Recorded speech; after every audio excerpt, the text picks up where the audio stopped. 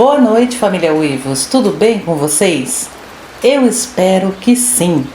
Estão preparados para ouvir mais um relato assustador de avistamento e ataque de lobisomem? Então feche as portas, as janelas, apague as luzes e vem comigo, porque hoje é só um relato, mas é aquele relato, viu?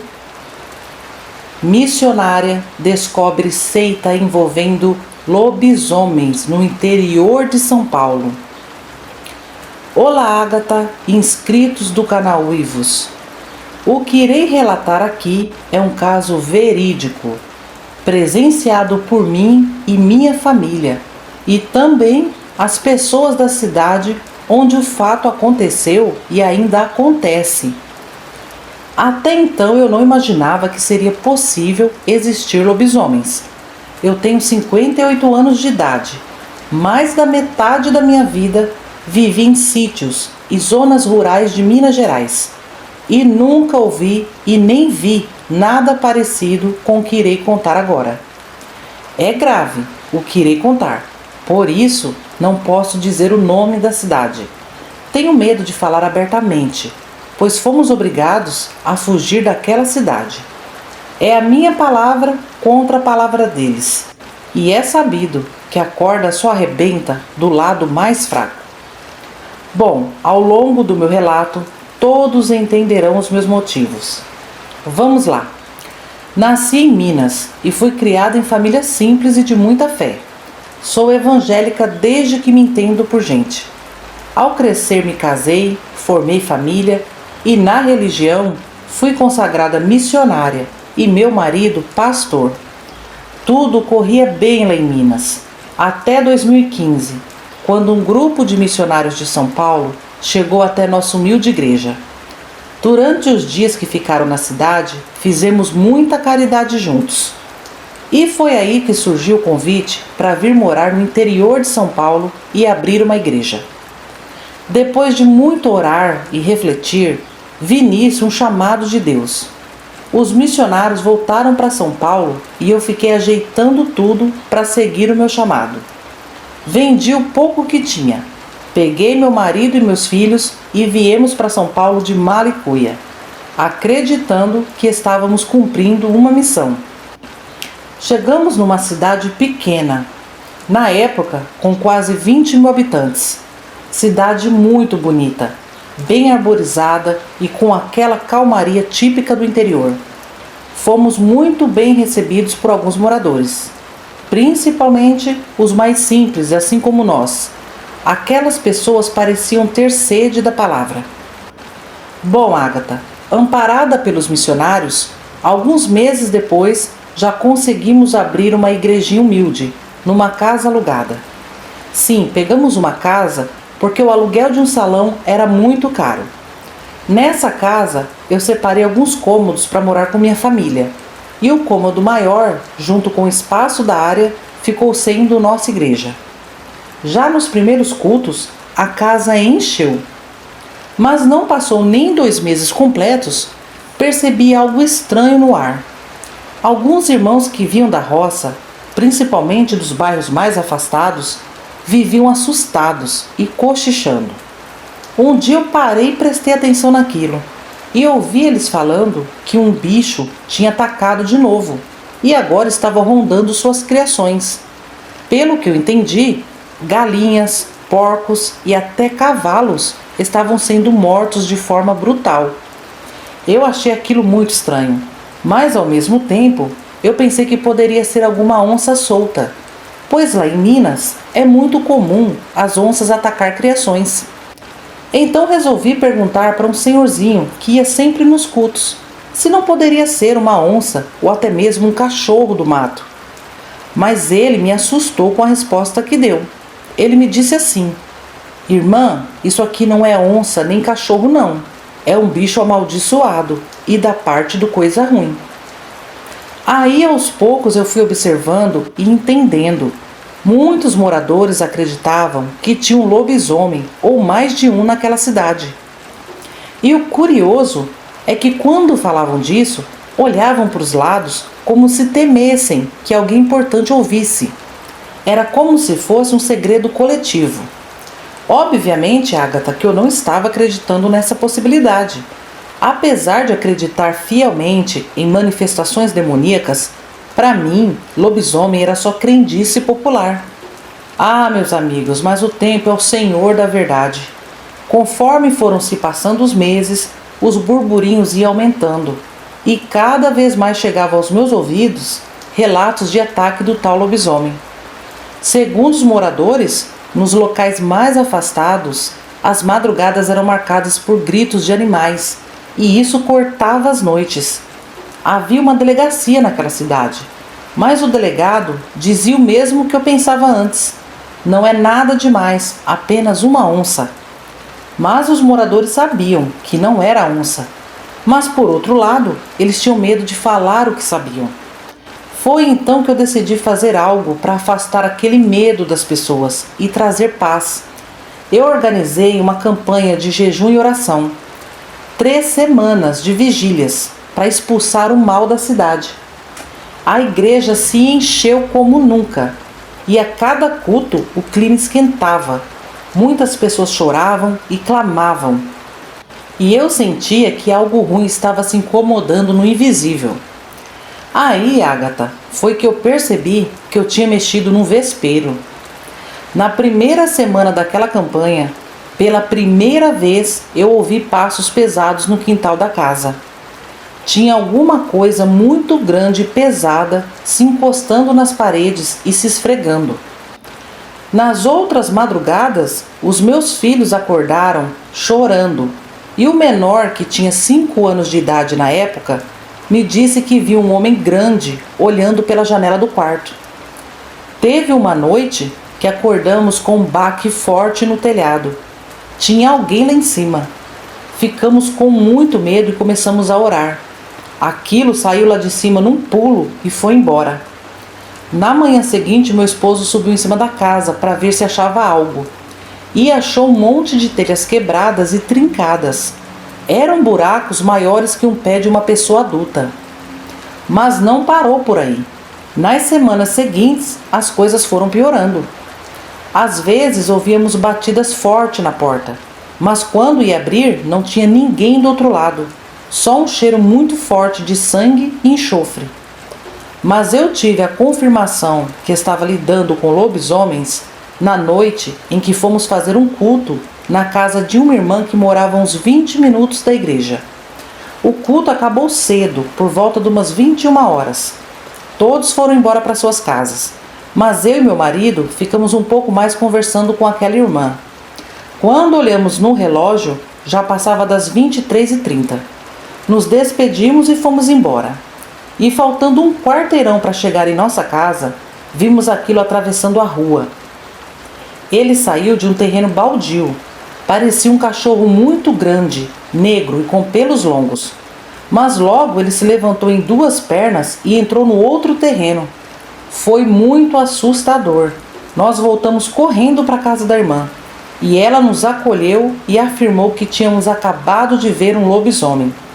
Nesse momento, Agatha, eu já estava com muito medo de tudo que estava acontecendo. Eu peguei mais firme nas orações. Agora eu entendi o pavor de alguns moradores. E foi na 3ª semana da campanha que o pior aconteceu. Bom, era numa sexta-feira, culto de libertação. A igreja lotada como sempre.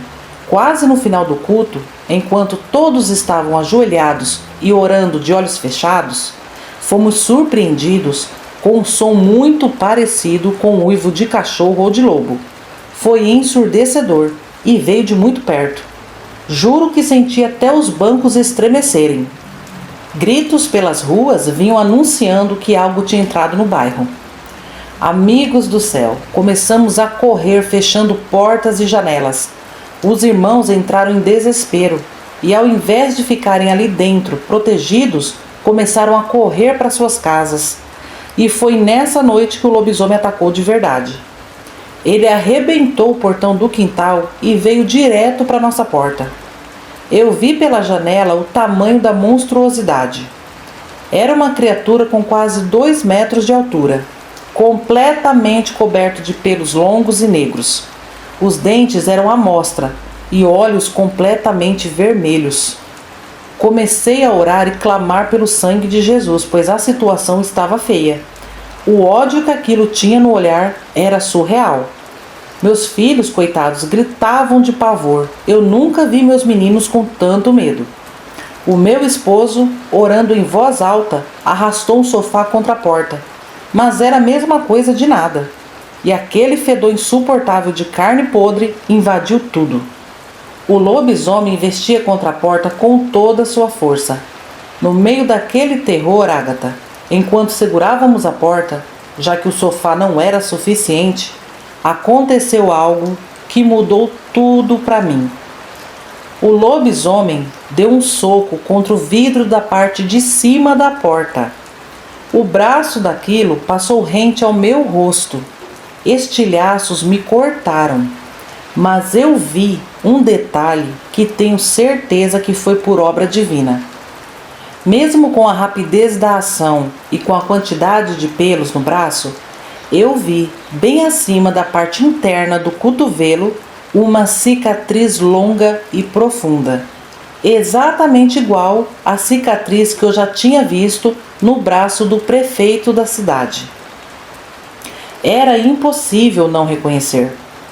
Agatha, aquilo foi me dando um branco, uma leseira na mente. Eu fui me agachando, escorregando pela porta e o sofá.